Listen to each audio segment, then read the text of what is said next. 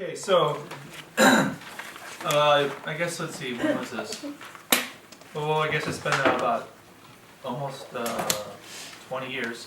I was on a trip to Greece, and we were going to see Delphi, and we stayed at a little hotel kind of hostel thing. This is like a bed and breakfast thing. In a little town outside of Delphi, a little village. And there was an antique shop in the little town, and I were going to the antique shop, and I found this thing right here. And I'm going to pass it around, and it obviously is Greek, but it's in reverse, but it's a mold, and it's actually dates to the 18th century, so 1700s, and it was used by the Christians in Greece at that time, in this little village, to make communion bread. What they would do is they'd make their communion bread, and then they would stamp it with this, okay? And then they would break it. You can see the lines that they break it in different pieces, and I'll pass it around. But it says in Greek, it has the abbreviation for Jesus Christ, Jesus Christou, and then it has underneath it Nikia, which is the Greek word for means conqueror. So it means literally Jesus wins, okay? Jesus wins. I'm going to pass this around because if I were to think of what would be the most succinct thing I could say to summarize what the book of Revelation is about, it's just that phrase, Jesus wins. That's what Revelation is about. It's about how Jesus is going to win and what that might mean for us as his followers. So as we think about that, we can kind of look at that, and maybe that'll help you remember what this book is about. We're in the middle of the 7 letters to the 7 churches, which are sort of a nested group of letters within a letter, because the book of Revelation is, remember, it is a letter, it is a prophecy, and it is a revelation. So it's 3 things. And nested in it are these 7 letters. They're to 7 churches located in the Roman province of Asia, also known as Asia Minor, which corresponds to what we would think of today as the western half of Turkey.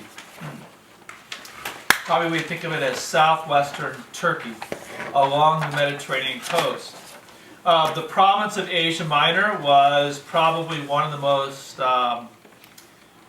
lucrative provinces in the Roman Empire. It was very successful. At one time it had been the kingdom of Pergamum, and under Attalus, and the Attalus III, when he died, willed it to the Roman Empire, and so the Romans got this great bonanza in the form of this province, which was extremely valuable. For one thing, if you think about it, if you can think of a map, I didn't bring a map today, I should have maybe, but it was sort of like this big piece missing in the Roman Empire's jigsaw puzzle, in the sense that they controlled everything else around the Mediterranean except for this one section. And when they got this, they controlled everything on the Mediterranean. It made the Mediterranean into a Roman lake. And so it also opened up trade easily from the eastern part of the Roman Empire to the western part of the Roman Empire. It was also an area full of resources and very fertile land, and was extremely prosperous and profitable to the Roman Empire. We ought to remember that the Roman Empire was, we call it an empire built on deprivation, or what the technical term, what that means is that it was built on depriving those they conquered of their assets. It was about plundering. And as long as the Roman Empire was expanding and plundering, everything went well. And then in the 1st century, with the Peace of Augustus, the plundering, the conquest stopped, and so the plundering had to come to an end. And the one thing that saved them for a couple hundred years before they started having really trouble was that when the last provinces they conquered, or some of the last ones, the ones like Spain and parts of Asia Minor, contained huge resources of silver and gold, which the Romans figured out fairly rapidly how to mine very effectively. They had huge mining operations, and because they were bringing all the silver and gold into the empire. The Roman government took over all the mines and controlled them all, and everything that was dug out of them belonged to the Roman government, unless they had signed a contract or a lease with someone else to do it for them. They got a big cut of it, and that was a source of great wealth that kind of kept them going for several hundred years.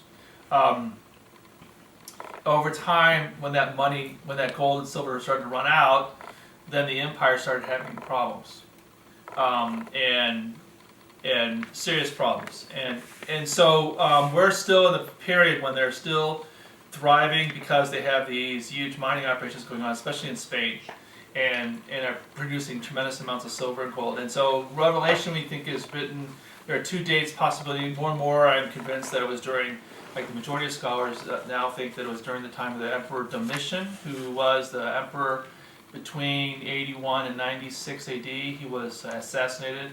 And he was considered one of the worst emperors in the history of the Roman Empire. He was, the Senate damned him and condemned him, so that meant is that technically they tried to erase his name from history. They removed his name from all the official records, which called statues down he made of himself. They tried to pretend that he never existed. So, he was a very bad emperor, and he was hard on Christians. We'll get into some of that a little bit later tonight. So we're looking at these 7 letters. They are written, I would argue, during this time of between 81 and 96, probably closer to 90, 91. The other alternative would be during the reign of Nero, the emperor, which would be roughly around 64, 65 AD. It was the other date. That date was more popular among scholars 100 years ago. Pretty much scholars today, conservative as well as liberal, would argue for a date during the time of the reign of Domitian. So we're now in the 4th letter of the 7, which is a letter to the church in Thyatira, or as we say in Greek, Thyatira. And you have a couple things in front of you. Some of you may have the whole manuscript of Revelation to look at. Some of you may have this little summary. The difference between the two is this summary page contains my translation of the original Greek. The other one in the book is the NIV. I'm going to go back and forth between the two tonight, and I'm hoping that I can ask some questions that might get you to talk instead of me having to lecture all the time. So let's start with the letter to Thyatira, and it begins in chapter 2 of Revelation, beginning in verse 18. And I'm going to go ahead and read tonight from the NIV, if that's okay, unless anyone wants me to read the other. So let's start. I'll start reading this letter, and we'll let someone else read the other ones. This is, I think, the longest one, if I remember correctly, of the 7. To the angel of the church of Thyatira write, these are the words of the Son of God, whose eyes are like blazing fire, and whose feet are like burnished bronze. I know your deeds, your love and faith, your service and perseverance, and that you are now doing more than you did at first. Nevertheless, I have this against you. You tolerate that woman Jezebel, who calls herself a prophetess. By her teaching, she misleads my servants into sexual immorality and the eating of food sacrificed to idols. I have given her time to repent of her immorality, but she is unwilling. So I will cast her on a bed of suffering, and I will make those who commit adultery with her suffer intensely, unless they repent of her ways. I will strike her children dead.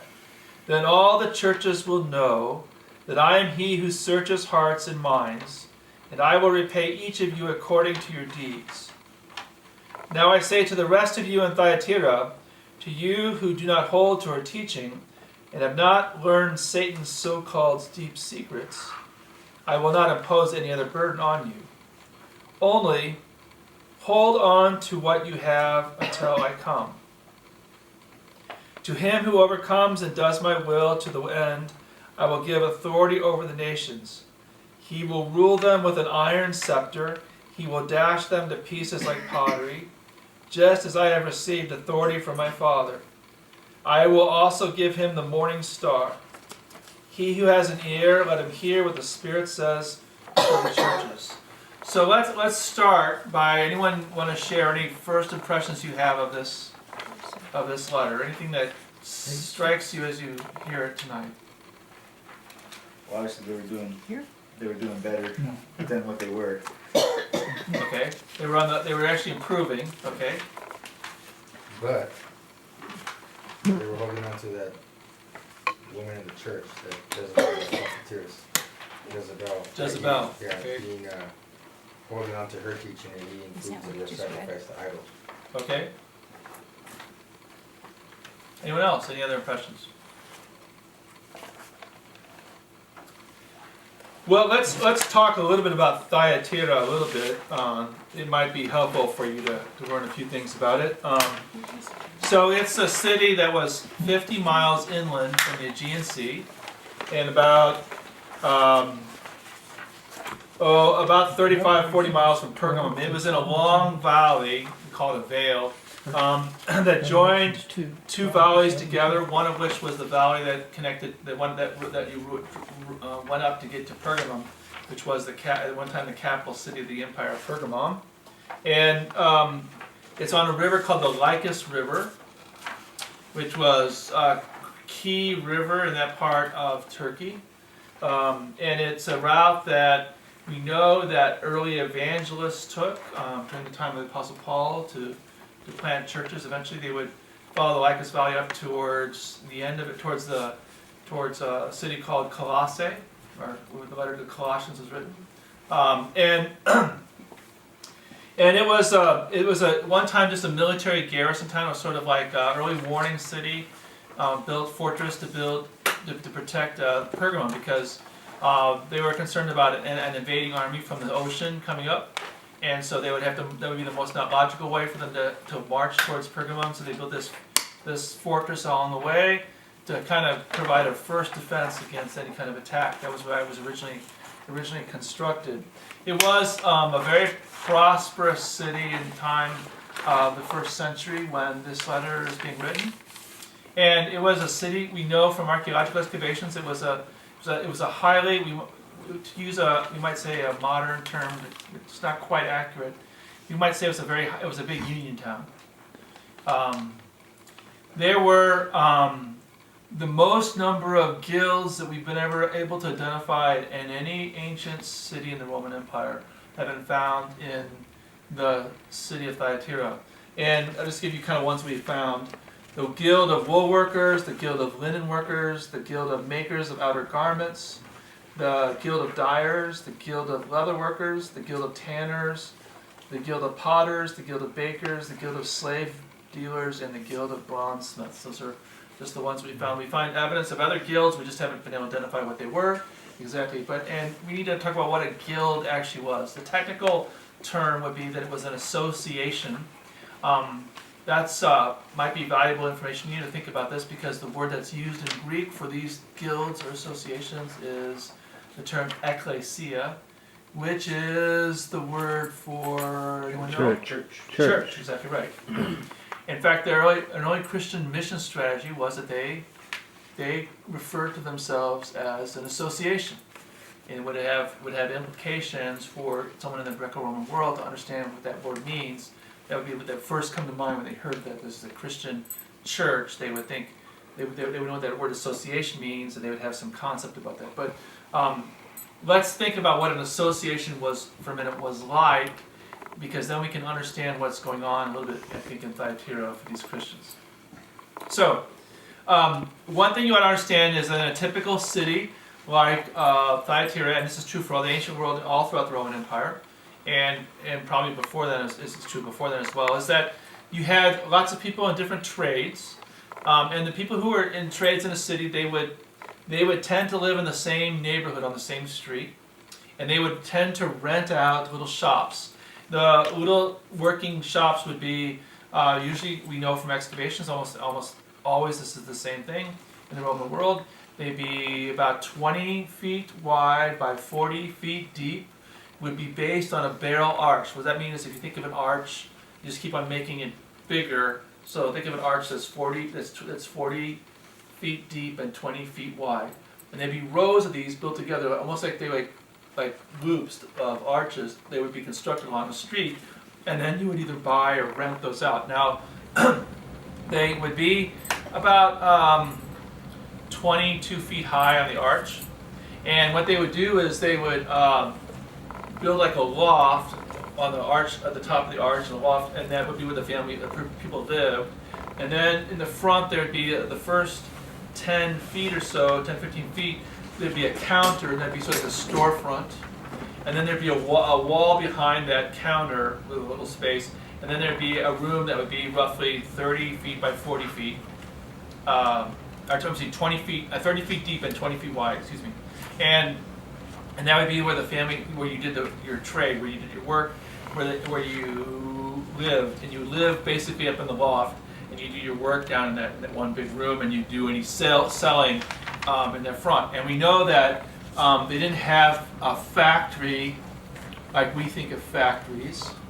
So if I want to make, let's think of something. Let's say I want to make a pair of pants, okay?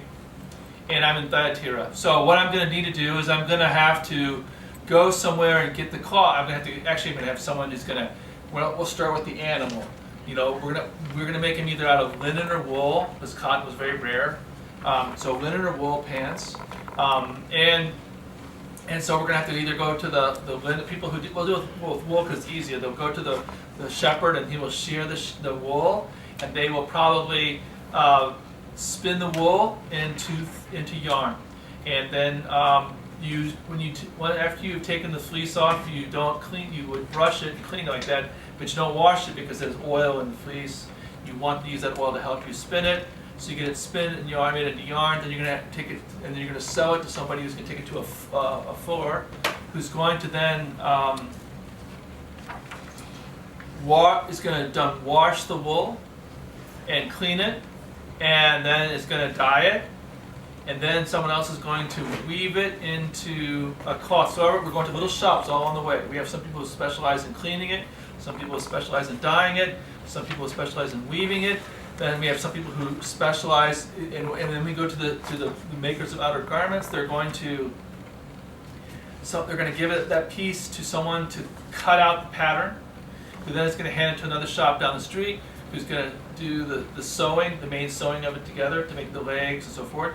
And then we're going to have someone who's going to do the finished stitching on it, and then someone else is going to put the buttons or whatever. They don't have zippers, so they would use a buttonhole or something like that. And so what I'm getting you to see is that these shops all work in cooperation with one another, and it's not like one person makes a pair of pants from start to finish. They'll specialize in one part of the project.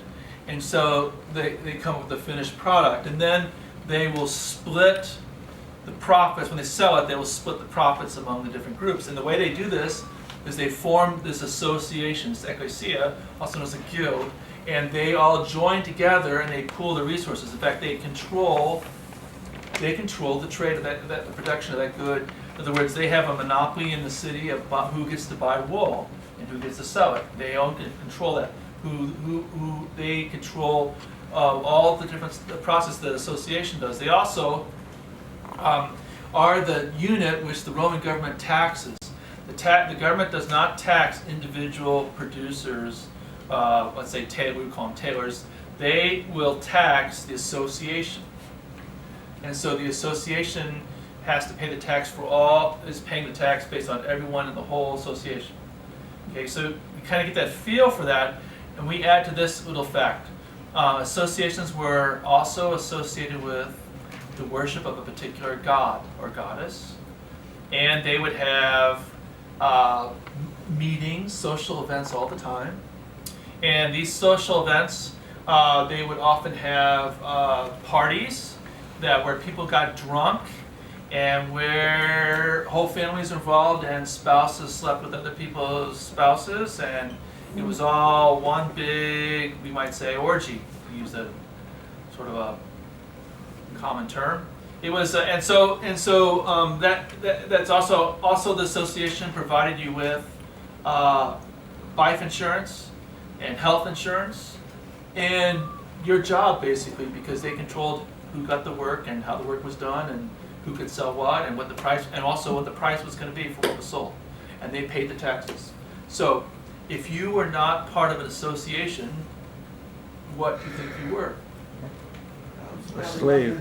Unemployed. Exactly. That's exactly what you were. You were unemployed. Okay. So, Who So- made the decisions for the, pardon? who made the decisions for the guild? Okay. They would elect officers. Oh, okay. Okay. But the association generally they would have meetings, business meetings, to make those decisions. And if you didn't participate socially, if you didn't pay your dues, which part of it would go to worship provide sacrifices to this god or goddess, then you couldn't be a part of the association. If you were a stranger, it kept foreigners from, they controlled the economy of the community. It's very tightly controlled. They had price controls as well. And not only did they have price controls within the guild, but the city had price controls as well. There was an officer known as an agronomos who set the prices for every commodity in the market. In other words, it was a totally controlled economy in Rome and in the Roman Empire. So the price of eggs was always going to be the same price because the agronomos would set it. Everything was basically stable. They would control the prices. And that way, in some ways, the Roman Empire is more like a communist state, which has huge central controls. Than it is like it's not a free economy like we think of it, and it's not capitalist either. So in that case, if I'm living in Thyatira and I'm a Christian, and the temptation is for me to say, okay, if I'm going to be a Christian, if I'm going to have a job, I need to join an association, and I need to pay my dues, and I need to go to the association meetings, and I need to participate in everything the association is doing. So hence, how do I do that and remain faithful to Jesus? See what's happening for the Christians in Thyatira is that they're having to make a choice between employment or Jesus. In other words, are they going to be employed or are they going to be loyal to Jesus?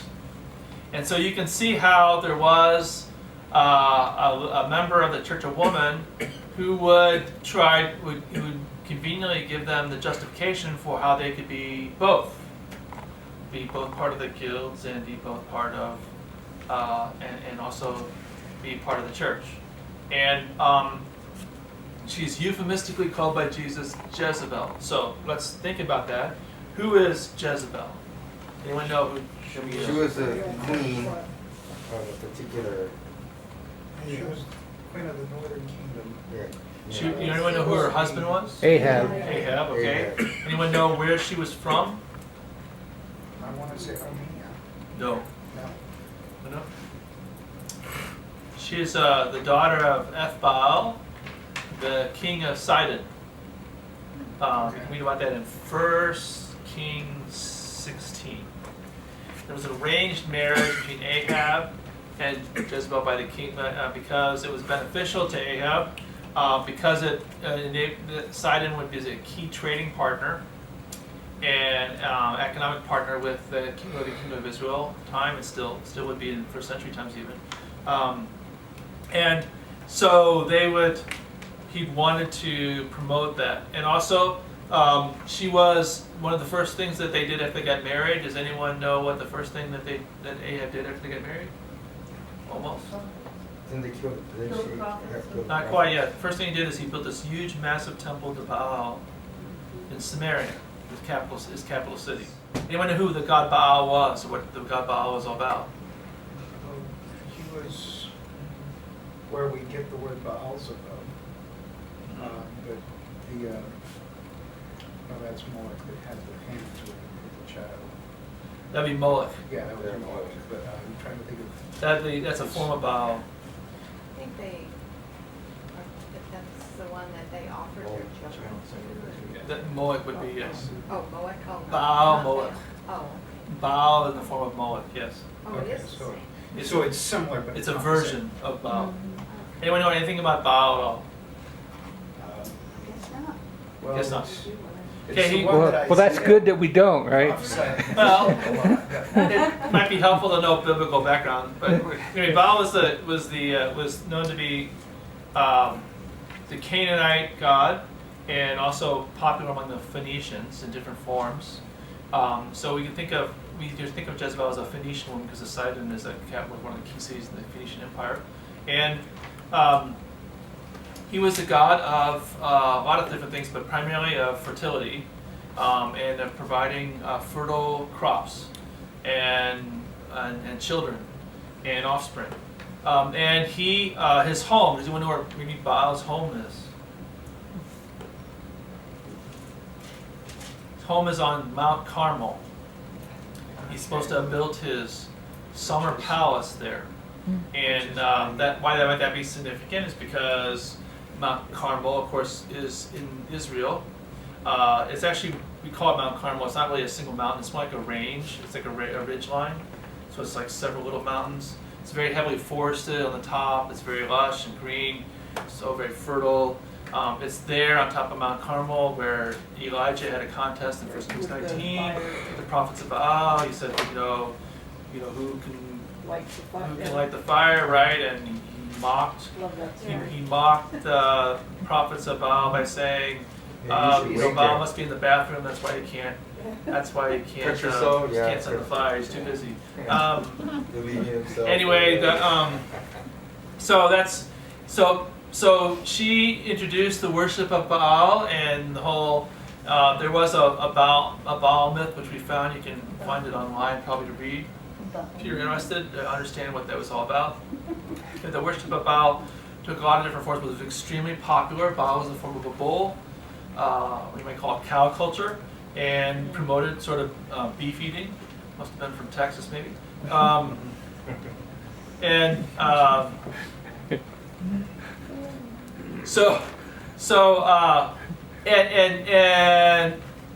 we should know that along with that comes a whole different moral system and ethical system, and Jezebel introduced that. Ahab was a particularly weak person in the marriage. She was much more domineering, and so she kind of swayed policy and began a persecution of the prophets of Yahweh or of God, and tried to suppress the true religion, the true God, and introduced Baal worship. And Ahab went along with this. Of course, she encouraged him to steal the vineyard of Naboth in Jezreel, where they had their winter palace, and that's a whole other story. But there's all this intrigue where she was introducing into the culture this whole fertility cult, which is about would have ritualized sex, and also Baal's consort was called Asherah or Ashtaroth, which is the goddess of sexual ecstasy, and you can kind of imagine the kind of worship that went on in the temple, and the sexual immorality that goes with that, and promoting people to turn to this idolatry. And it was like really convenient because you understand the land of Israel is a land which is dependent upon rainfall for all its rain, and so if it doesn't get rain, there's not just drought, there's quickly famine, and so people are very, very conscious of wanting it to rain. So the right time of the year, they do all these festivals for Baal to try to convince Baal to come back and cause it to rain, and to move into his palace and on Mount Carmel and make sure that there was a good harvest. And they thought that they did all these rituals and did all this stuff that would be beneficial to that. And so basically, she corrupted the northern kingdom of Israel. Not that they needed much help, but they corrupted it. So now, if you are on an archaeological excavation of what we call Iron Age Israel, which would be the time of the Old Testament, you can't excavate just about any house in northern Israel, in the northern kingdom of Israel, from the Iron Age, and not find in that house something related to the worship of Baal. In fact, if I think about it, next time I see it, I'll bring some of those items, a couple items to show you what I'm talking about. But it was all over the place, and so that's sort of the analogy. So now we're living in Thyatira. It's the 1st century, and we have this person in the church who's being called Jezebel by Jesus. So what does that kind of imply for you? What does that make you think this woman was really all about? It says in 20, by her teaching, she misleads my servants into sexual immorality. Okay. And what else? Also eating food sacrificed to idols, but So what's the significance of that? Part of a guild. Pardon? It could be part of a guild. It would be part of the guild, but why is that significant to our walk in our relationship with Jesus? What's the big deal? well, in order, Well, Then that's where she's food sacrifice to idols. as opposed to Paul who said, it doesn't matter because the idols are just superstitious, but yeah, that makes it so that you are worshiping the idols simply by eating the food sacrificed to them. Okay. Why is that a big deal? Or maybe she was kind of riding the fence. She believed in the worship of the Baal as well as God. Well, there'd be the gods there. And Actually, the god Apollo is what they worship. God doesn't tolerate his, he is the one God, the one true God. Mm-hmm. He'll have no other gods. Okay. They were Serious. they were worshiping wasn't worshiping the creator, they were worshiping the idols. They were worshiping things that they made by hand instead of worshiping the creator. Okay. So it causes a huge dichotomy in their personal lives. Mm-hmm. Thank you, Noe. Look at this with me a little bit more. When she was calling herself a prophet, Yes. was it, to me, the more that she was claiming to be a prophet of Yahweh? No, she was claiming just to be a prophetess. We don't know. Okay. A prophetess can have a couple of different meanings in the original word for prophet. It can mean someone like a spokesman for God. It can mean also someone who is a preacher, someone who preaches sermons or teaches that about God. That's also someone who's considered a prophet.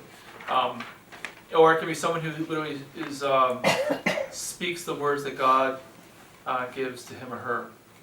And if you look at 1 Corinthians 11, 2 through 11, verses 2 through 16, you'll see that it's in 1 Corinthians Paul talks about how there can be female prophets, as long as they maintain the proper indication of their gender, which in those days would have been a veil, but would not be appropriate in our days.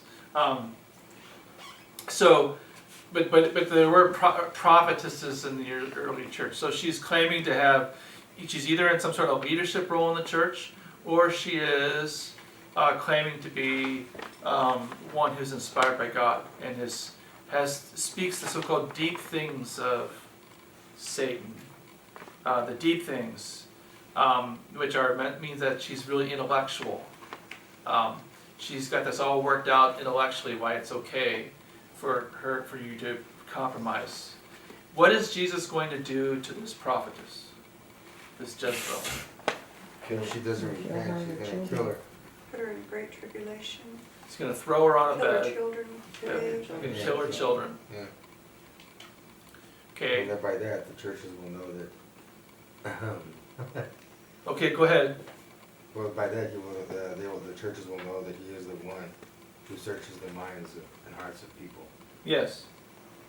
So what kind of feeling does that give you when you hear that that churches will know what's going on because of what happens to this woman? How does that make you feel? Scared. Right? Yeah, scared. Scared. Yeah, scared of what I'm gonna have to answer for, or how am I gonna answer him? Or boy, he really knows me. I mean, he really No. intimately. Right. In fact, in the language of the New Testament, the Greek language, they did not conceive of the mind as the central place where all your everything happens intellectually. They believed that the different processes that we associated just with our mind happen partially in our mind, but happen in other parts of our bodies. So, for instance, the Hebrews thought this too. The word for compassion or or for feelings of emotion, of pity or empathy for a person, are literally thought in the ancient world to reside in your gut. So when you read that Jesus had compassion on the crowds, it literally says in the original that Jesus' guts hurt for the crowd. And they believe that the source of emotion and feeling and where you kept your most secret and private thoughts was in your kidneys. So what it says here in this verse, that it says that I am he who searches hearts and minds. The word for minds there is not really minds, it's kidneys. But it would not make all sense to us to think that he searches our kidneys. What is that all about? But it means, but it's the way of making clear to us that it's not just that he knows what we're thinking. He knows what we're feeling. He knows what we're keeping is our biggest secrets in our life. He knows even that. We can hide nothing from him. If you have your version, your whole copy of Revelation out, I'd like you to do one thing for me. I'd like you to put a bracket around, starting at where it says nevertheless on page 6, very first word at the top of the page. Just technically the beginning of verse 20. Page what? 6. Page 6. Okay. Okay. Around where? Put a bracket that starts right there where it says nevertheless to the left of it. Okay? And then put another bracket at the end of 23, right before 24, going the other way. Because what we have here, if you look at this letter, so we have a literary device going on here, which we call framing. So you see, if you look at the first part of this letter, we have this positive comment about the church in Thyatira. He's aware of their labor. He's aware of all their good stuff they're doing. He's aware of their hard work. He's aware of their faith, their love, their service, their perseverance. And yet, and then we have this bad news where it says because nevertheless. And then we have the other part of the picture frame where it goes back to praising those who are being faithful. So we have this picture frame effect. And this is a literary device that's common in the ancient world. And I point that out to you because when you see something like this, it makes you look at, let's look at that picture over there on the wall, over the mantle. You know, you have the picture of the organ mountains, it's beautiful. If you took the picture out and looked just at the picture out of the frame, it would look different than it does in that frame. Because the frame helps give an impression, or it helps interpret the picture. And also the picture, vice versa, helps interpret the frame. There is a relationship between the two. And what we see here happening is that Jesus has chosen to include this, to frame this really rebuke about their tolerance of this woman Jezebel, to frame it with these positive comments of how he's aware of their service, their perseverance, their love, their faith, their hard work, how he is also, he's not going to impose any of the burdens on them. He is going to tell them to stand firm and to keep up with it. He just wants them to be aware of this woman Jezebel. Okay, so I want you to make you aware that that's going on here, and that might help us understand, put in perspective what's going on in this church. For the most part, this church is doing well. It's that the problem is not that they are all doing what Jezebel was doing. It's not that they're doing that. It's that they're simply tolerating it. There's a huge difference between engaging in sexual immorality and worship of idols, and tolerating sexual immorality and worship of idols. So the implication is that most of the Christians, most of the followers in this church in Thyatira are not doing these things. But some people are, and they are putting up with it. And that raises a question for us to think about, and I challenge you to think about, and that is, what things do we tolerate today in the church that maybe we shouldn't be tolerating? You know, if Jesus was to write a letter to us and say, you know, you're working hard, you're doing things, you're on the up, you're going, you know, he says to Patricia Thyatira, you're improving. You know, I see your love, I see your faith, I see your perseverance, I see your service, I see you're improving, and yet I have this against you.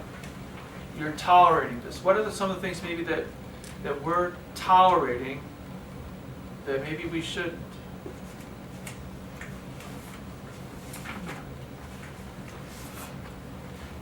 Any thoughts? Cultural influences that have snuck into the church in recent years are ones that pop in mind, such as well, culturally, we've come to accept divorce as being almost normal. It's just right off the top of my head, one that pops in the head. No, we don't need to condemn people because they have bought into that lie, but we have to realize that God hates divorce, and that is something that we should love the sinner, but not like the fact that divorce is so prevalent in our culture. Anyone else? Yes, More and more, I think that where we're at now in this time, that each one of these letters has something that we can pick from when it comes to what we're dealing with in life today. And so I think that, you know, it was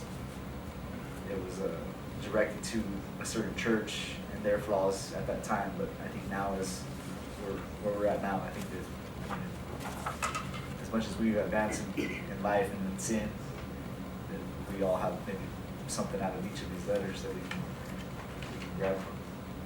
There was a pastor at Victory Outreach who once said that the church is supposed to impact the world, not the world impact the church. It's the worship of inside the church that's supposed to impact the music that you hear outside, not the music being brought into the church and then changed to worship God. No. Did you want to say something? and what you just said just confirms that more and more churches nowadays are accepting same-sex partners, same-sex marriages, you know, It's the they're norm. accepting it. It's becoming the norm, yeah. When sometimes I had a hard time with, because it's like, you know, I deal with gay soldiers that come in, and it's like, I'm gonna put my spouse on, and it's like, love the sinner but hate the sin. And it's, I remember that I went out and bought a newspaper, and the Las Cruces Sun News had a whole front, not the front page, but a page inside the newspaper, whole page of different churches that were now marrying same-sex and calling it a blessing from God. How can that be a blessing, right? So when I call that a blasphemy. So it's, like I said, when that pastor from VO just said, you know, it's the church. It reminds me so much of what Pastor Greg used to say. And like what Noe and I were talking about today. Because he's heard this when I've talked in the jail. It's like, when you read the word, you got to apply it to your life. Don't just keep it inside the church. You're meant to go outside. Behold, like Jesus Christ says, behold, I'm going to throw you out like sheep among wolves. Mm-hmm. And it's just like you were saying right there, man. I didn't teach you to, you know, be step out of your comfort zone. That's right. Yeah, so. What good is salt if it doesn't leave the shaker to flavor the meat? Yeah. I got one more thing. You remember the story about the woman caught in adultery? Uh-huh. Something that comes to mind is this. When you're caught in adultery, there's two people. Where was the man? Number two, when they brought him to Jesus and said, "Teacher, you know, what should we do with her?" to try to catch him he knew he would have him between a rock and a hard place, because if he tells them not to stone her, then he's pretty much guilty by association. So the thing is he told them that those without sin cast the first stone. The whole key that I get out of that is the woman, he asked the woman, well, who condemns you? And she looked around and she said, no one condemns me. And he said, go and sin no more. Now, that's the compassion and the love that Jesus has. It's not our place to throw rocks just because other people have glass houses, you know? But the thing is you can never judge a book by its cover. You have to read it first. And the awesome part about that is he showed love and compassion for all. You know, and a lot of people try to put rules and regulations on how things should be and the dress codes that you should wear to church. Church is not for perfect people, it's for sick people. I mean, look at the woman who washed her feet with her hair, you know. She showed him more hospitality than the one who invited him to their house. And he told her, you know, if you only knew what that woman was. But you know what? He came to save the sick. He didn't come to save the ones who thought they were good enough. Right. I Okay, think in this case, Jezebel or whatever, she was leading people away from worshiping God. He was leading them into worshiping idols. And that's something that shouldn't be tolerated. And people who come into church, whatever, all have, and they come in, whatever situation they're in, you accept people as they come to God, and then you hope that we all continue to mature and change, but we accept them as broken people. Everyone who comes in is broken in some way or another. But again, I don't think we should tolerate people who try to lead us away from worshiping the true God. thank you. So the people at Thyatira were having to face a difficult choice, yes? Well, I think what we shy away from is the, I'm gonna differ with you a little bit, is that the tolerate, is that we've really gone a long way in the church in America from knowing that to not tolerate her would have been an act of love, to have set her, to correct her, and to discipline her, not to judge or condemn, because now she's facing the wrath of God. He's giving her time to repent. But when it says they tolerated her, did anyone tell her she was wrong? We're hesitant to do that. We shy away from that because we don't want the conflict. I don't believe that it's whether there's a way of doing things to abolish, to lightly and gently correct the person out of love. Yes. See, there's a lot of people that know the word. The word, you could know much about the word and be very intelligent in it, but you know what? People don't care. No, people don't care to hear you if you don't act upon it yourself. You know, you can't just be a hearer of the word. You got to be a doer of the word. If you're saying one thing and then you go to church on Wednesday and Sunday because it's the thing to do, and you bring your nice brand new Bible and you only pick it up on that day instead of serving God every day, then it don't. And then the minute you walk out, you're in a bar or you're in this or you're in that. You're doing the same thing that the world's doing. So why should they listen to you just because you go to church every day? You know, on those certain days.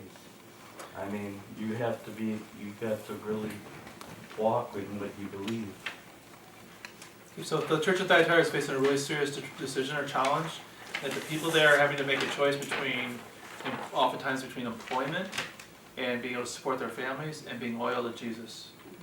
And because in order to be able to work in that environment, they were going to have to compromise about Jesus. Mm-hmm. And that's a difficult choice that sometimes we are forced to make, and Jesus says to them that they encourage them to hold firm with that.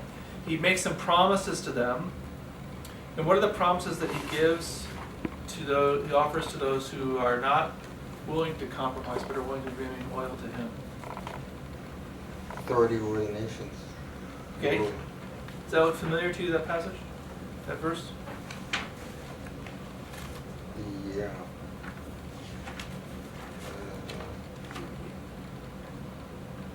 It's the authority Christ will have.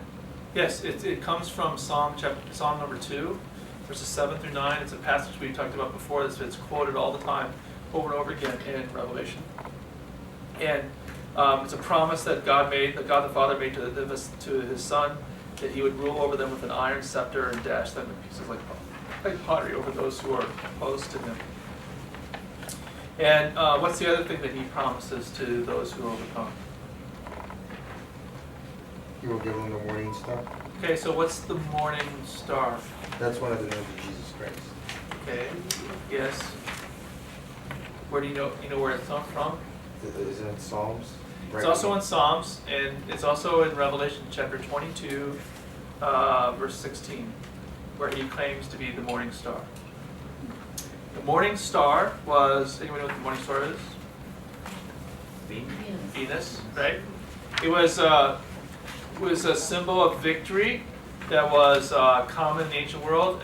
In fact, the Romans, in the army, they would set up a little tent to honor and a little place to worship Venus. But they also understood it was a symbol of victory. They put the symbol of the morning star, the Venus, on their placards they carried in front of them, their standards.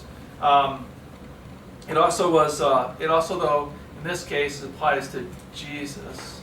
And so, what is Jesus saying to him? That he's going to give them the morning star. What does that mean?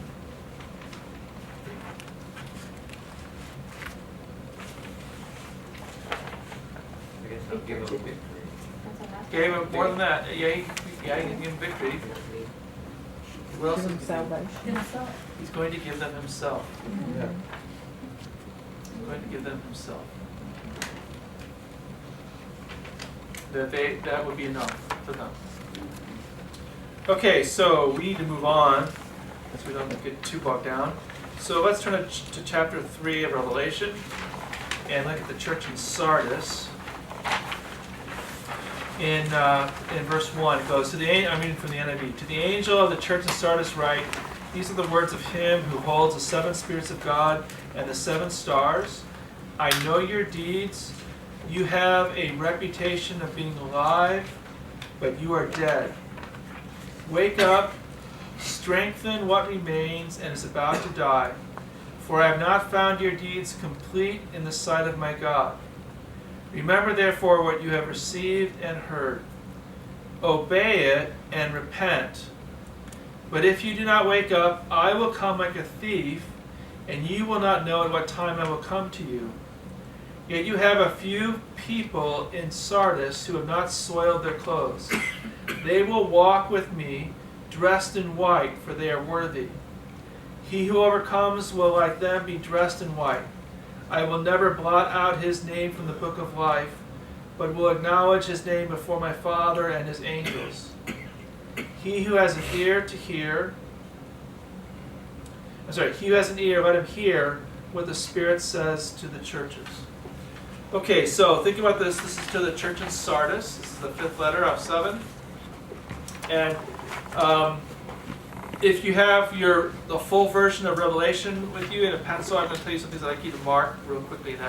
So if you would turn with me to that in chapter 3, verse 1, and if you look down 3 lines, you'll see the word reputation, where it says in the first verse, I know your deeds, you have a reputation of being alive. If you would circle that word reputation and right above it the word name, because the actual original language is not the word reputation, it is the word name. And so literally it says in the original, you have a name of being alive. Okay? If you go down with me to verse 4, it says, yet you have a few people in Sardis. If you would circle the word people, and above it write the word names. Literally it says, yet you have a few names in Sardis who have not soiled their clothes. And then if you look with me in verse 5, you'll see there's a couple times where the word name is used. If you'd circle those, where it says, he who overcomes will like them be dressed in white. I will never blot out his name from the book of life, but will acknowledge his name before my Father and his angels. And just to circle all those occurrences, the word name in this letter.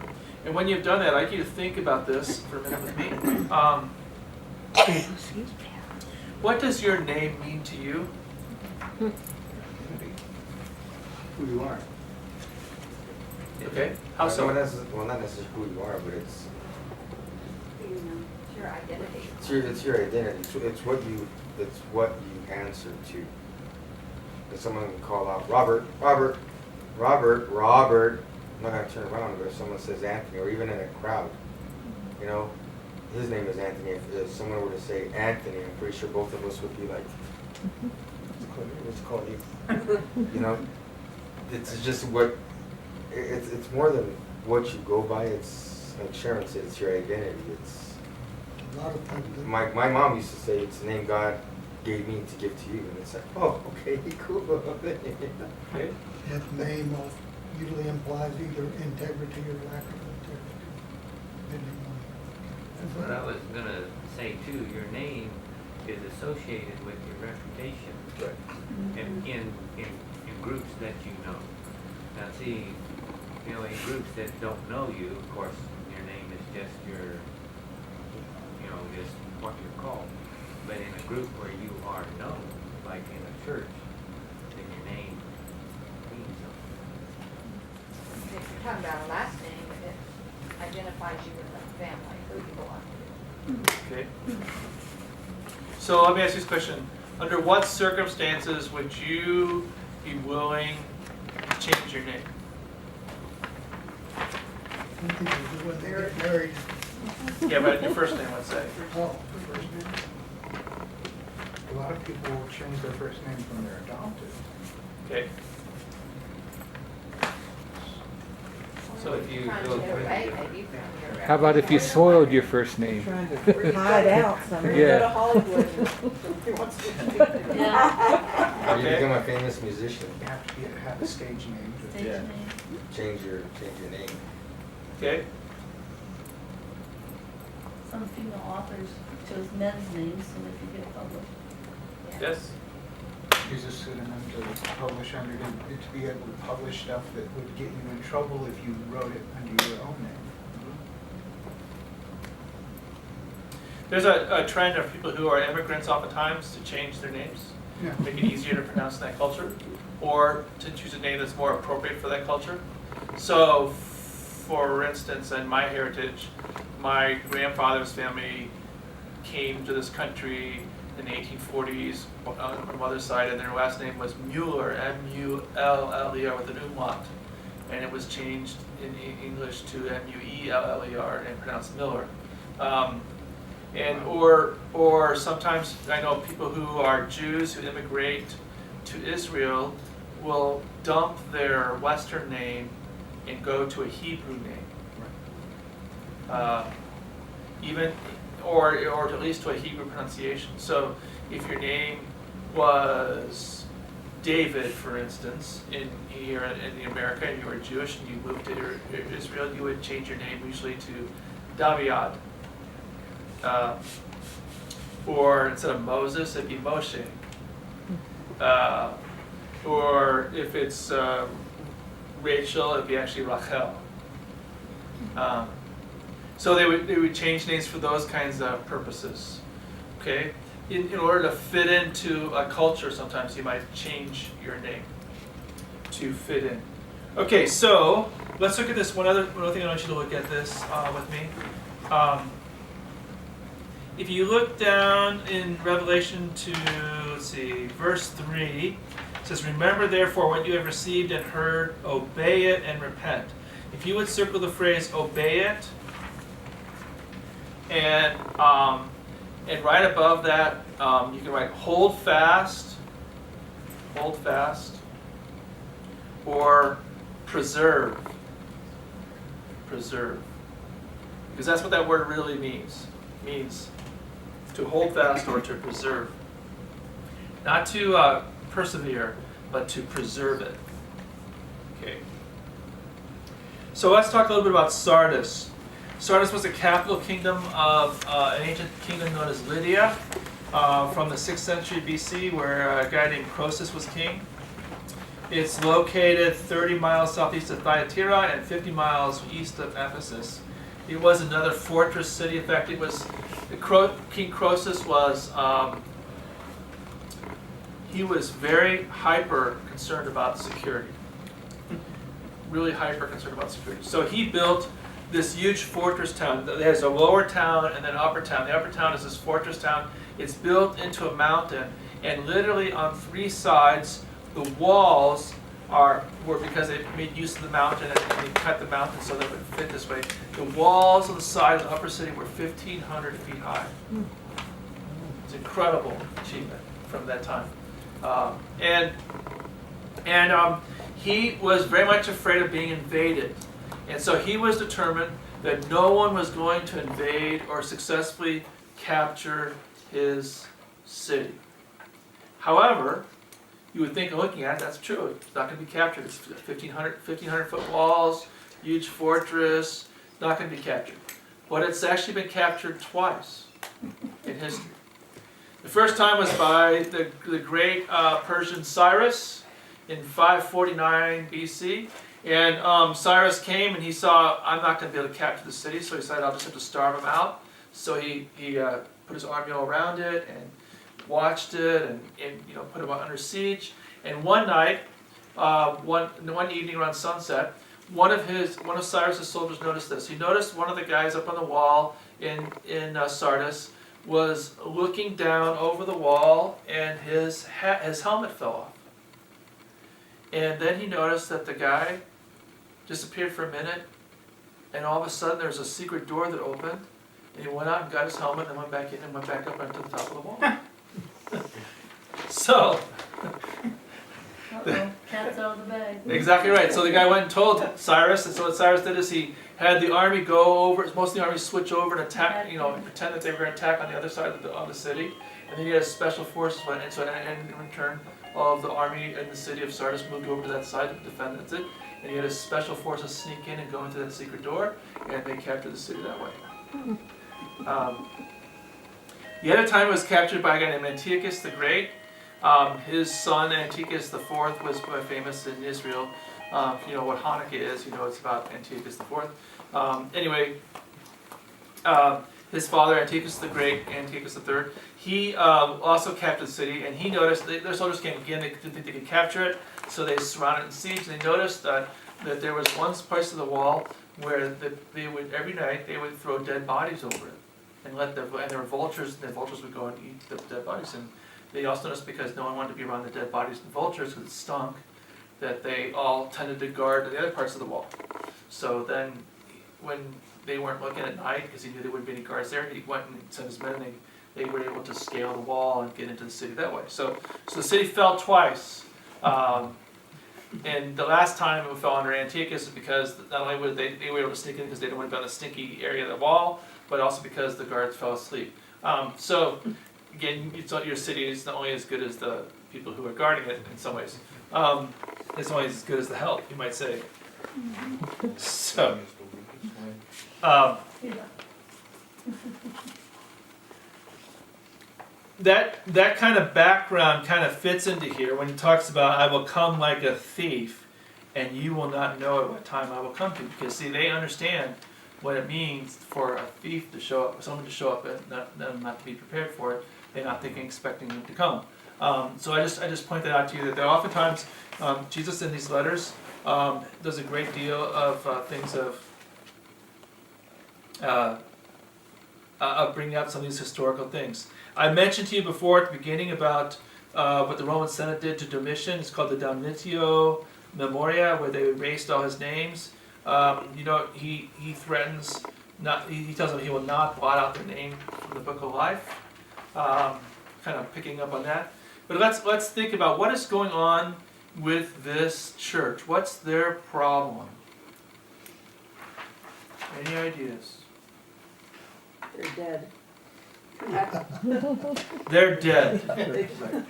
They have a name of being alive, but actually they are dead. So when you, well, yeah, they are a little bit alive maybe, because it says if you don't, you're almost dead, we might say, because if you look a little bit further, it says, wake up, strengthen what remains, and it's about to die. So there might be a little bit of hope, but not a whole lot. So Okay. they're only mostly dead. They're, yeah. Are they, They're on, let's put it this way, maybe they've had a near-death experience, you know? are they walking zombies maybe? Maybe, maybe. Or maybe they're in the ICU, Yeah, right. holding on by a thread. Exactly. Okay, Now we so, go see Miracle Max. right. They have a name for being alive. They have a name for being alive, but they're actually dead. Okay, so, what's really going on with this church? Any ideas? I was stumped about this until I started pulling out the archaeological resources about the city. And then They're all of going a sudden it through made the a lot of motions? sense to me. They're just going through the motions. Kind of, no, it's even worse than that. It's even worse than that. Okay, so, Who have not this is what we know, this is what we know about Sardis. Sardis had it was a main center for the worship of Sybil or Artemis, like Ephesus was, and especially the mystery cult related to this. And if you don't know anything about Artemis, was the goddess of fertility in the Greek world and also of life. And what people would do, the Sybil is also known as the mother goddess. She was the first, I guess you might call her the feminist god. Because she was primarily worshipped by women, but she did have men who worshipped her. But if you were to worship her as a man and really be a true worshiper of a Sybil, you had to castrate yourself. Right. That would cut down. Well, So mainly her followers were women. yeah. And a lot of the women would go in and get into a frenzy and get drunk and do weird things and have weird experiences. But the men would often get this frenzy. They would castrate themselves and become priests of Sybil, and they would go around banging drums and making a noise and knocking on doors, demanding donations. And if you didn't give a donation, you were just like Hare Krishna on steroids, you know. They get in your face and they make a racket. They were allowed to build a cult in Rome, and the people of Rome always were complaining about it because they would have this day. They do this every year. They wake everyone up like at 4 in the morning. Everyone just we're still drunk and just gone to bed. You know, think they get some sleep. And all of a sudden there's this racket going on. These people out in the street banging on your door, banging on drums and dancing and in a frenzy, demanding that if you want them to be quiet, you're going to have to hand over the cash. And so that was sort of what was going on here. But the other thing that was going on was that we found in Sardis the largest Jewish synagogue from the first century outside of Israel. Wow. Okay, it's huge. I mean, it's huge. It's a huge synagogue. Now, at first, that's kind of interesting, but then we start looking at the synagogue, and a lot of really glaring things start to stand out about it that I think are a key to helping understand what's going on in Sardis. Okay, so the first thing I know is that the location of the synagogue, this huge synagogue, is right next to a Roman gymnasium, a Roman gym. Anyone know why that might be a problem? Where gymnasium They is. exercised in the Nudity. nude. Exactly right. That's right. They did exercise and athletic contests in the nude. It had an open porch where everyone can see what's going on. Everyone working out with weights in the nude. In front of, and good, proper Jewish people wouldn't want to have anything to be near a Roman gym would be problematic. That's like having a church next to a porn theater. You know? It might have some benefit if you want to witness, but then it might not have such a great benefit either. So that's one problem.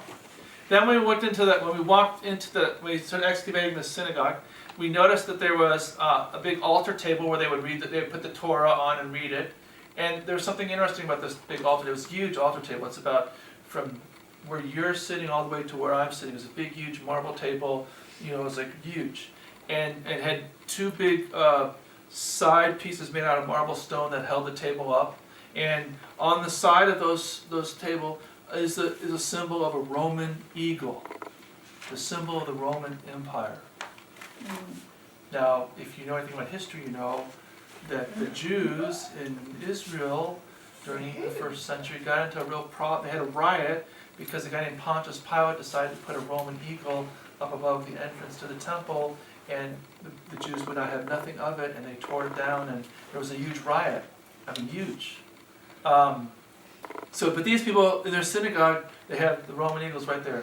The other thing they did is when they looked at the walls, it's beautiful mosaic on the floor of sort of geometric designs. But on the walls, they had covered the walls with scenes of worship of of the gods of Lydia.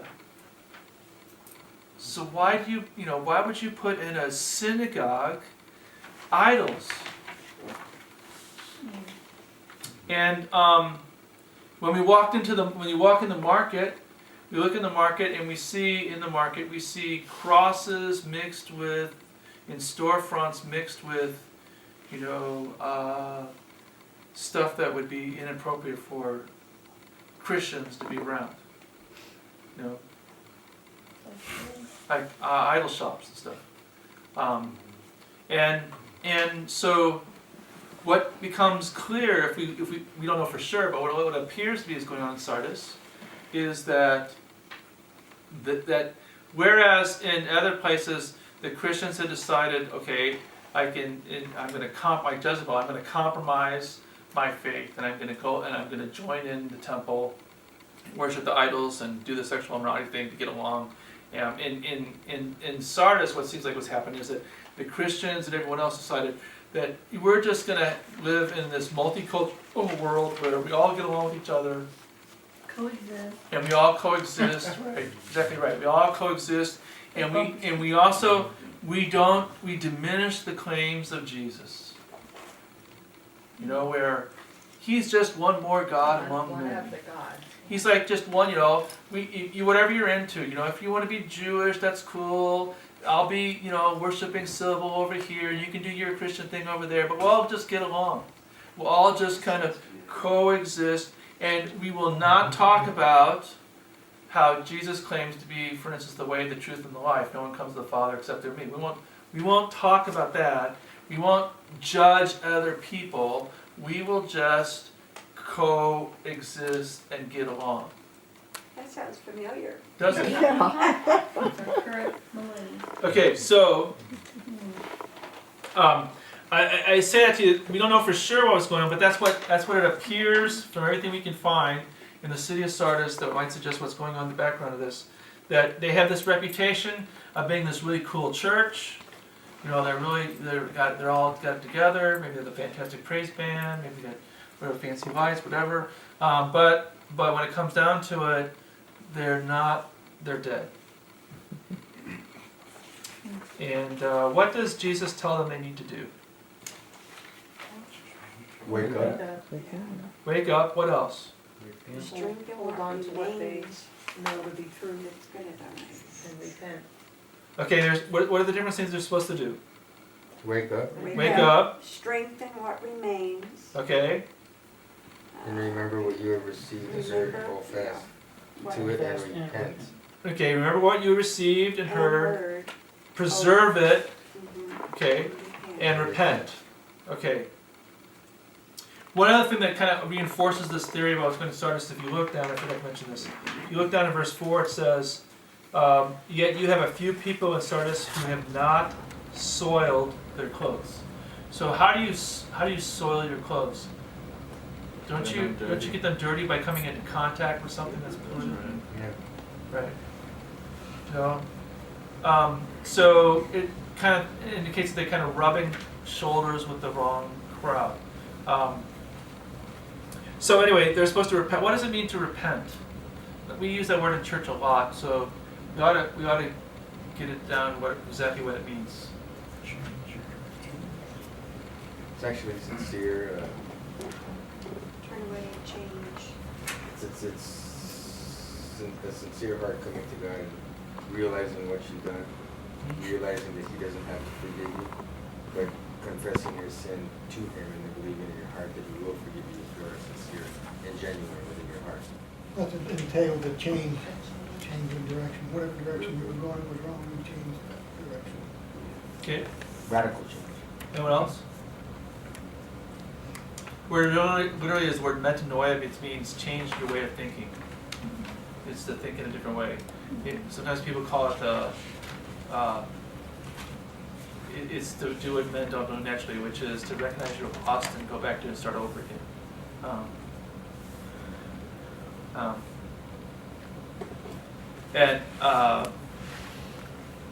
So he calls them to repent. And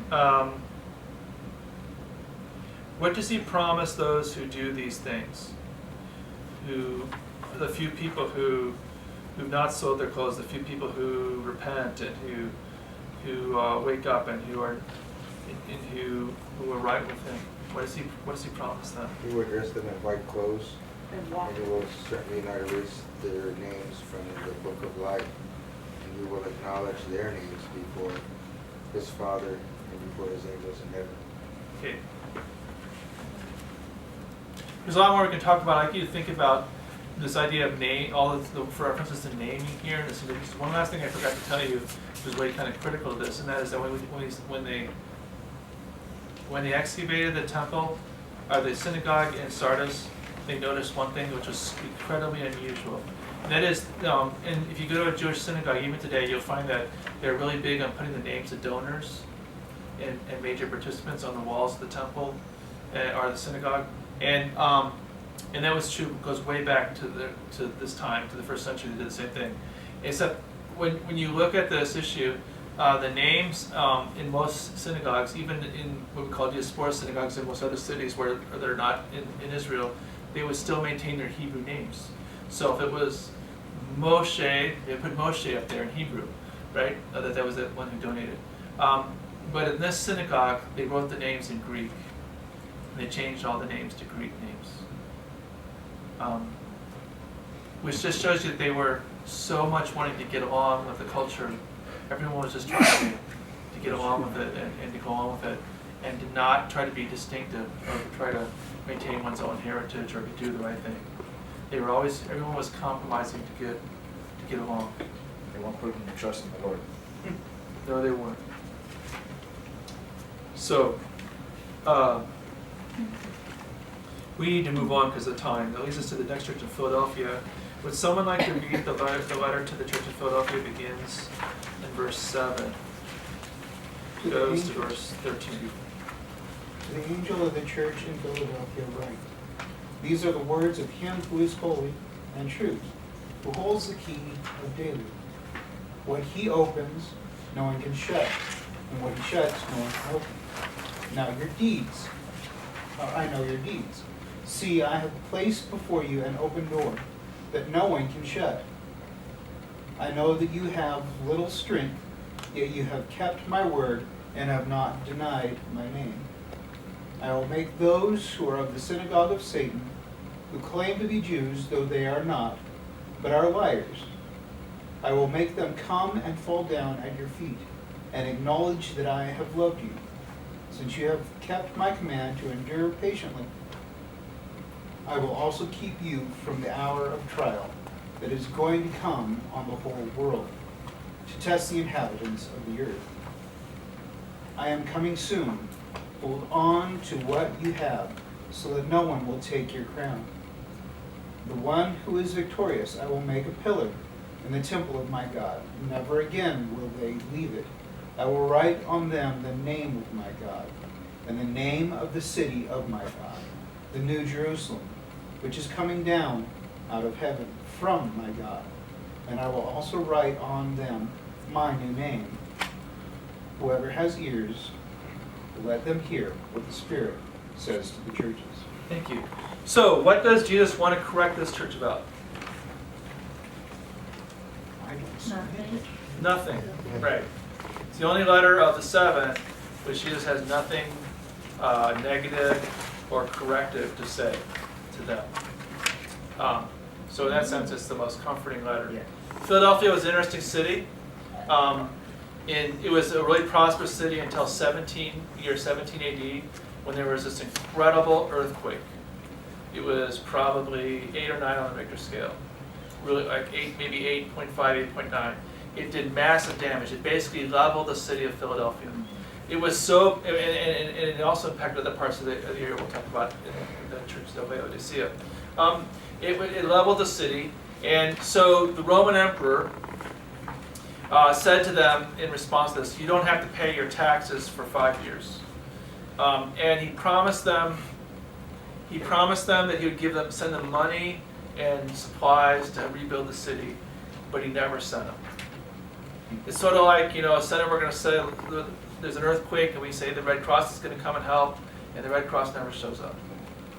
And they're just left to live in the devastation.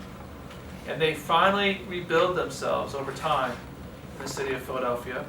But they call them cities the city that was once dead that's now alive. That was sort of their city slogan, sort of the resurrected city.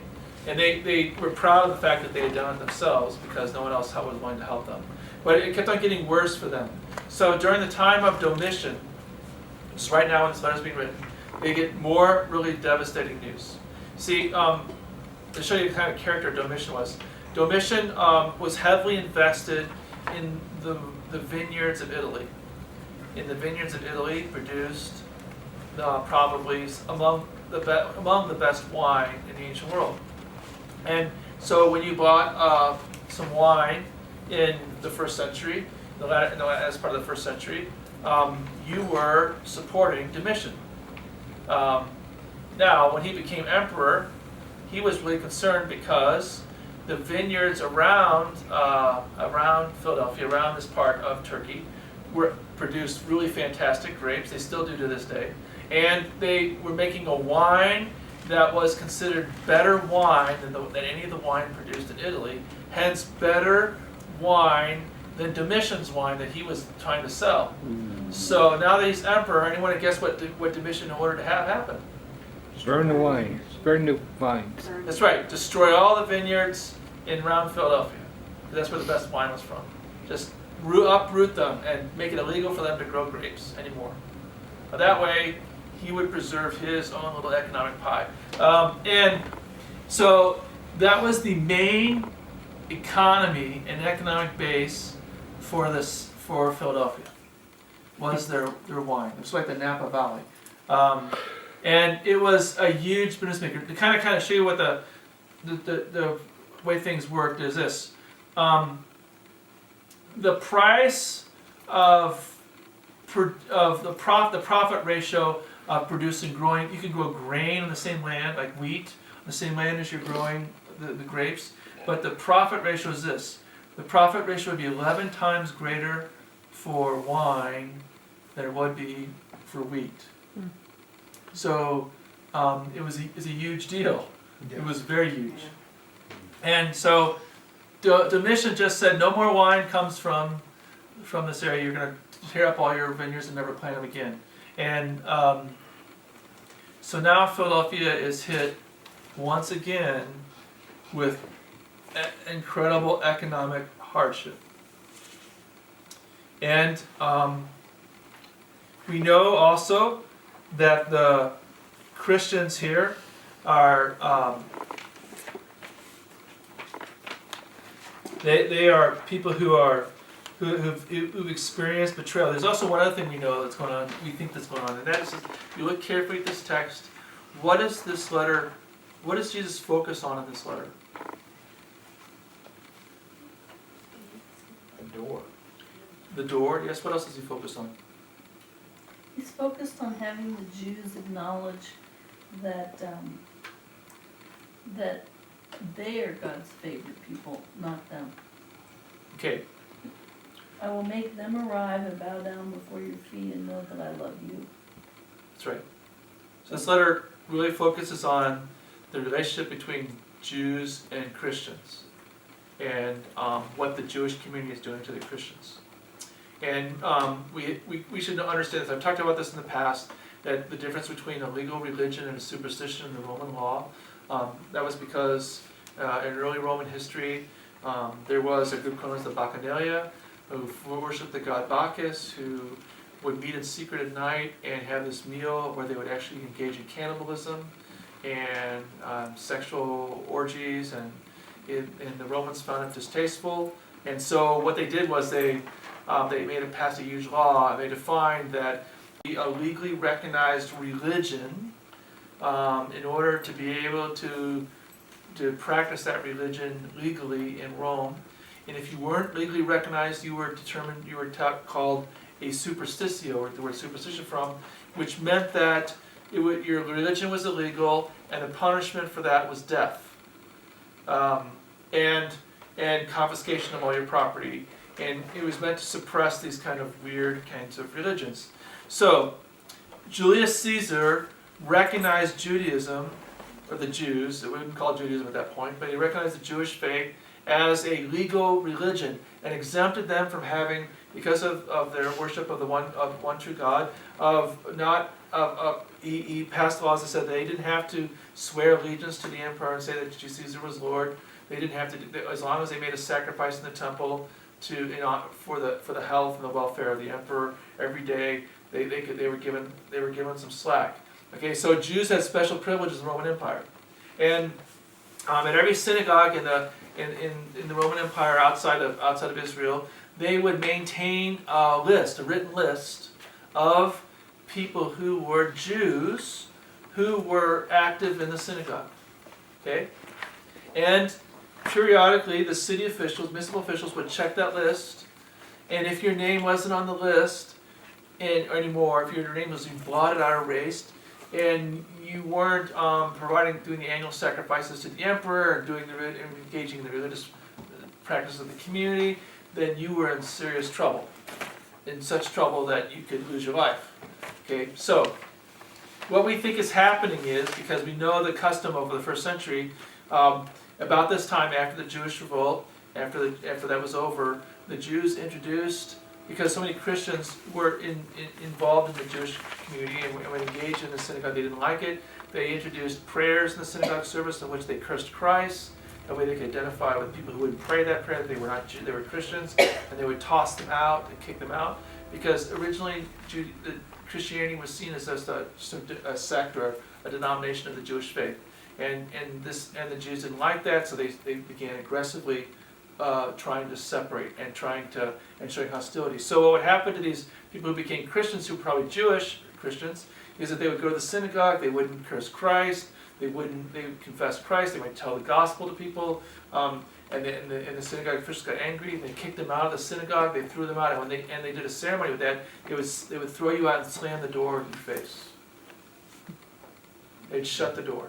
You knocked on the door, that little peephole, open it up, you could see you're there, they wouldn't let you in. You tried to come back, they wouldn't let you come back in the synagogue, they closed the door in your face.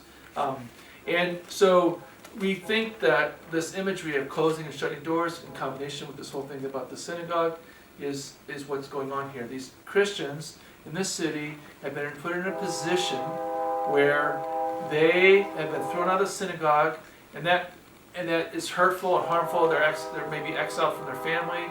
They're embarrassed, they're shamed in their community, but it also endangers their life because they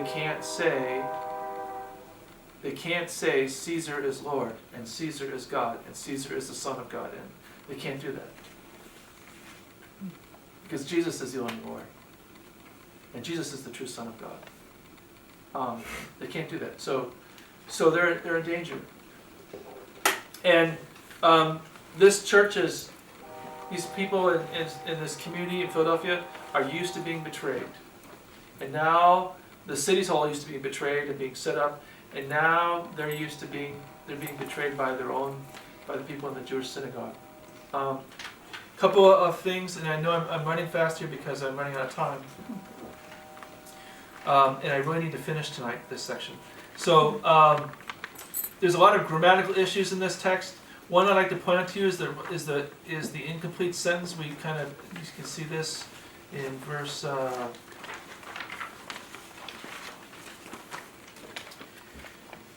I will make those who are the synagogue of Satan who claim to be Jews, though they are not but are liars. I will make them come and fall down at your feet and acknowledge that I have loved you. That's an incomplete sentence, or we might say a run-on sentence. There's a little interesting little thing here, a little change of force. It's like Jesus changed his mind. In verse 9 where it says, I will make those who are of the synagogue, the first use of make there is one word in Greek which means put or place. It's a fairly generic term, but it's lots. Then you go further on where you have the hyphen, I will make them come and fall down at your feet. That is a different word for make. that word is the maker do is much more forceful. So it's like this. Jesus started out by saying, "I will make them do this," and then he's like said, "I'm going to not just kind of make them do it. I'm going to really make them do it."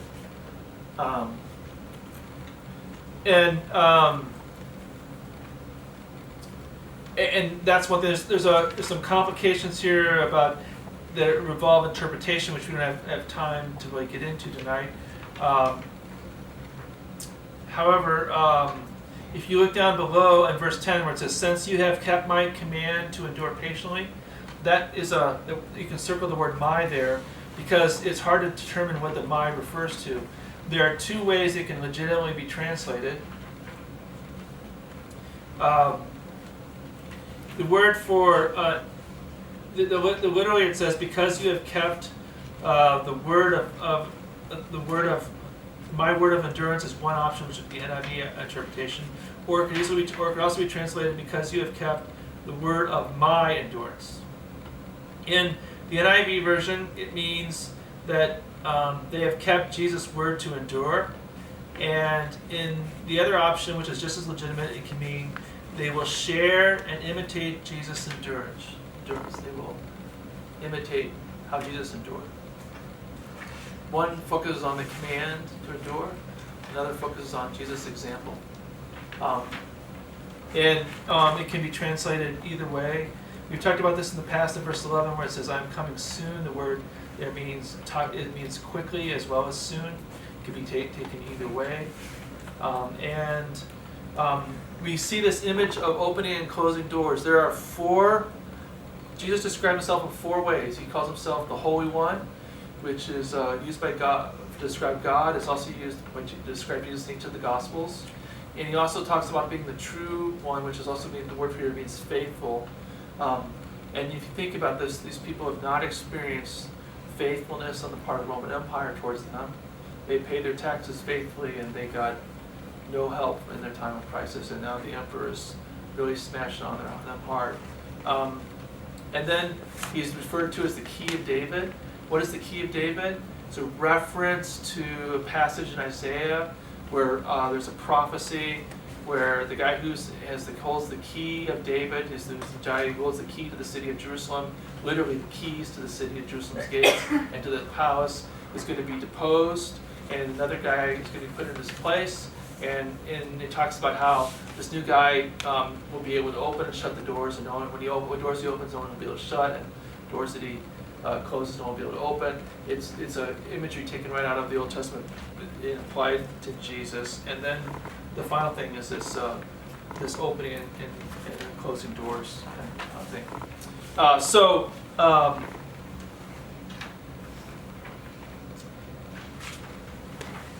Jesus is saying that they can trust him,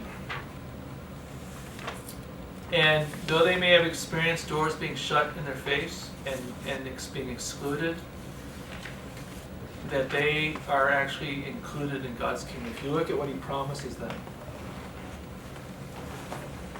instead of being excluded, they will be made a pillar in the temple of God.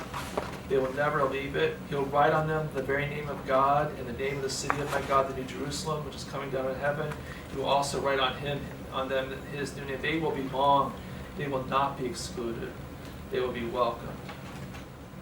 What about this statement here in verse 10, I guess, says they'll be exempt from the trial which will come on? Yes, the time of testing. We don't know what that refers to.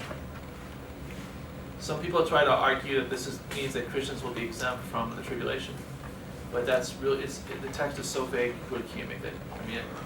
You really can't draw that conclusion easily. It's not obvious. We don't know what it means. We're having good company. Yes. Not addressing all Christians. And I guess my approach to this would be to say, if it's vague enough that we really don't know, we should learn to live with the vagueness and not try to solve it. If we don't have any clear direction how to what it means. Because otherwise we're in danger of adding to Scripture. And if you look at the end of this book, there's a curse on anyone who takes away from this book and adds to it. So, let's talk about Laodicea. Laodicea is an interesting place. It's further up in Turkey, on the Lycus Valley. It's about 30 miles away is the city of Colossae, where the letter of the Colossians is written. Colossae was known for its wonderfully cold and refreshing water supply that came off the mountains, the snow-capped mountains, the snow melt. It was like, Rocky Mountain spring water. It would fit in with the Coors Head, I guess. The really fresh, clean mountain water. They could have had if they were bottling water back then, they would have sold it as, cold, refreshing water from the mountains of Colossae. So that's Colossae. Another city, about 10 miles away from Laodicea, was the city of Hierapolis. Hierapolis is famous for its hot springs. Still is famous for its hot springs. And the hot springs, people would go there for therapy, and they still do. And it has these huge stone formations of salts from the hot springs, and people have bathed in there. Somehow there's some fish that tolerate it as well. I don't know exactly how, but the water is a pleasant 145 degrees, 150 degrees. It's really hot. It is hot. Hot springs. It's known for people go there because they get refreshed and they get healed. Okay, so that's 10 miles away. Hierapolis is also famous because it was at Hierapolis that the disciple Matthew went to after 66 and settled there, had children. Actually, not Matthew, Philip. The disciple Philip went there, had children, daughters, and was active in the church there at Hierapolis. And it was there that the early church historian Papias, who was living at the time, talked about John, the author of the Gospel of John and Revelation, who he was. Okay, so it's a place where there's a lot of sort of strong churches: Colossae, Hierapolis, and Laodicea. Laodicea had one big problem as a city, and that was that it didn't have any water. It was built because it was at the strategic point where a bunch of roads came together. So it was at a crossroads, but it had no water. It had to pipe its water in, and so the problem was it's a hot environment, and the water supply was closest by they could get to. The springs produced a water that was just terrible. In fact, it was so full of minerals that it was like it was tepid. It was not hot. It was not cold. It was not like the water from Colossae. It was not like the zestful water of Hierapolis, the springs of Hierapolis. It was just bad. They made clay pipes and brought the water in. Sometimes they pumped it, used the aqueduct. They brought the water in the clay pipes into the city. They found the clay pipes are filled with deposits of gunk. The water tasted so bad you would just kind of want to spit it out. That was the only real problem with Laodicea. Laodicea was like really wealthy community. It was like if you could deal with the water issue, I guess you could just drink alcohol all the time. That's probably what they did. You liked the barbecue because you couldn't want to boil anything because it ruined the taste of the food. It was like where the wealthy, beautiful people lived. It was sort of a combination of Fifth Avenue and Hollywood. Okay, it was a center in Wall Street. It was a huge center of banking. It was one of the most important centers of banking in the ancient world. It had huge deposits of gold and silver. It minted really fantastic coins. Everything in Laodicea was up to date. It had the most fantastic sculpture and architecture in the ancient world. It was an incredibly beautiful city. That same big, huge earthquake hit the city of Laodicea in 17 AD that leveled the city. And the people of Laodicea said to the emperor, "No thanks, we don't need your help. And they just rebuilt the city right back up the way it was, even better. In order to live in Laodicea, you didn't just have to be rich, you had to be really, really rich. They had also there was a medical school, one of the finest medical schools in the ancient world. They specialized in eye problems. They produced a salve that was a fantastic salve for healing eyes. Had sulfur in it. It would heal a lot of people's eye problems. The market there had all the luxury items you could want to ever buy. It was considered fantastic. You could buy the most expensive clothing. You could buy everything fancy there. They had really quality material that was shipped in, but also they produced on the outskirts. They produced high quality clothing and fashion. It was a fashion center as well, and so it was where where Ephesus, about 70 miles away or so, had one big theater for a population of 250,000. Laodicea was a city of 40,000. They had 2 theaters. Now that's like saying, it's like thinking of this. Houston has a big Super Bowl, a stadium, and they're a town of millions, and like Las Cruces would have to have 2 stadiums of a similar size. It's a kind of the equivalency we got going on here. They just overspent, and money was no problem, and everyone in the area that was the place you wanted to live. You wanted, if you could deal with the water, you wanted to live there. It was a big center of lots of different things, but it was like luxury. It was just all about luxury in that city. And the people who lived there, they were wealthy. They were rich. They were all million. You couldn't even buy a house there unless you would be equivalent of a multimillionaire. Okay, so there's no poor people living in Laodicea, and so we need to put that in perspective. And so let's look at this letter, which was very familiar to people. And I'm going to go ahead and read it. It begins in verse 14. It goes to the end of the chapter. To the angel of the church in Laodicea write, these are the words of the Amen, the faithful and true witness, the ruler of God's creation. I know your deeds, that you are neither cold nor hot. I wish you were either one or the other. So because you are lukewarm, neither hot nor cold, I am about to spit you out of my mouth. Because you say, I am rich, I have acquired wealth, and do not need a thing.